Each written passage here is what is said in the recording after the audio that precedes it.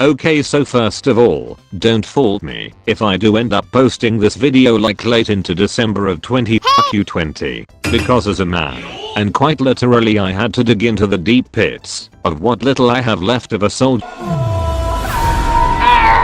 just to preface this breakdown, but as a man, you should not set up any holier than thou, so fresh and so clean as a whistle, no in pussy until we have the alter expectations when covering a video topic about Nami, because you're gonna go places, rabbit holes, for a when you're gathering photo materials for a presentation. Okay, I'm trying to show my work, your boy's trying to get his GED, my guy. This a breakdown of how Nami pulled up in my studio, dunked some berries on my ugly face, and told me to make a beat for her cause she finna quit the Straw Hats to be a rapper, after dealing with Luffy's dumbass for 2 years.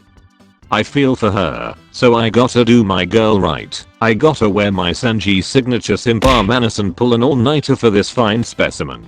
She cute, playful, sassy, and tough when she wants to be, and that's essentially the kind of vibe I want this beat to emulate. And what really hit the nail on the head, or me, when it came to putting together in my head the idea and feeling of this beat was some Megan Thee Stallion. I'm not the perfect person to speak on subjects relating to feminism and female empowerment, but I feel like Megan Thee Stallion perfectly embodies in hip hop what it means to be a strong, confident woman who's deeply unapologetic about herself and could care less about what others think.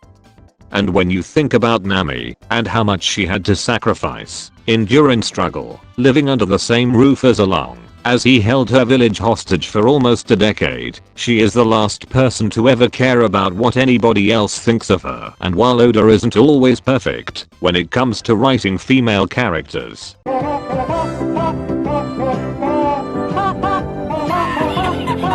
overall One Piece has a pretty consistent track record of including female characters who aren't just written for fan service, but who live complicated lives impacted by tragic backstories, and by the end of the day still find the strength and balls to wake up every morning saying, I'm gonna draw a map of the entire world, or I'm going to learn the true history of the world, or I'm going to go improve my life by going back to school to become a productive member of society, maybe get a degree in meteorology. I don't know if that's a real thing, but I'll do anything to get away from the adventures of Huckleberry Fuckboy over there. Let's take a look at some of the instrumentation in Nami's theme. What stood out to me the most were definitely the melodic flutes. It's very bright and whimsical, but I think most importantly the melodies have this mischievous trait to them, and I think this was definitely intentional on the enemy's part, because of how much of a trickster Nami is, especially when it comes to her desire for money and her greediness stemming from her early days growing up poor with her adoptive family Belmere and Najiko. I think we should focus on flutes to take center stage when it comes to the instrument side of this beat. So here's some flute chords and a flute melody to go hand in hand.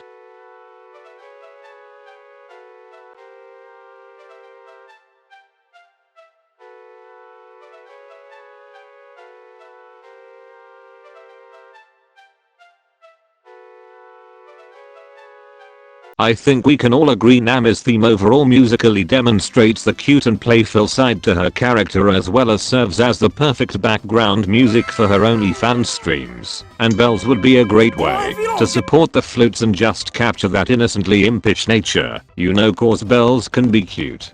I'd put them in my top 5 list of cute things in the world next to bunnies, Animal Crossing, Pikachu, and most importantly, you. Let me finish. You gotta check out my last video on how I made a beat for Zoro, #shameless plug.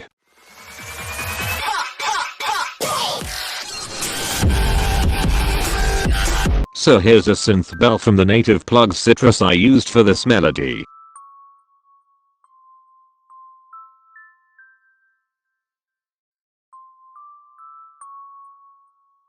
And some Mando plucks from Citrus to go along with those bells.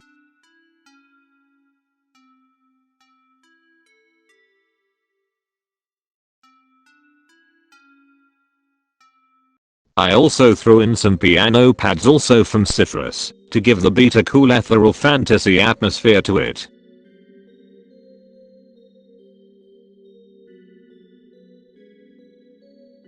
And honestly, if you think about it, this choice in adding these pads do fit with Nami's character, since she is in a lot of ways portrayed as a mage in how she fights with her climate act. Even her current climate act she's had since the start of the time skip, while it has undergone a model change, was and is still given the name Sorcery Climate Act, though with the addition of Zeus to her arse and lever since Whole Cake Island, it's looking more like she's paying an homage to Sun Wukong.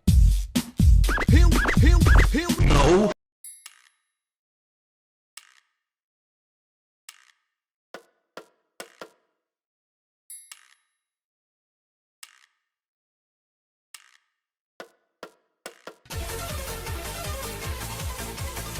Because I'm purposefully incorporating some inspiration from Megan Thee Stallion's music.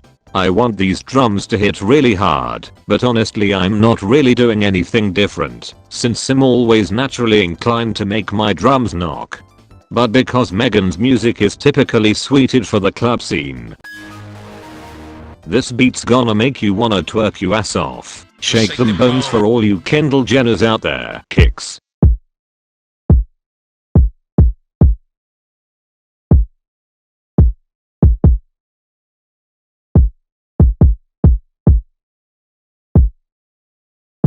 (808s).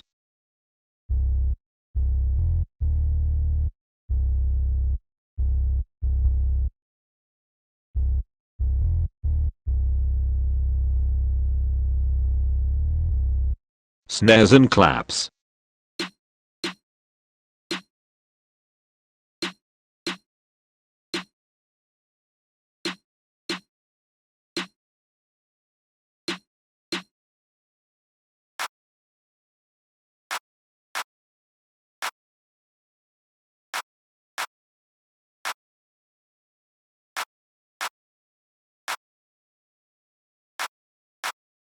And hi-hats.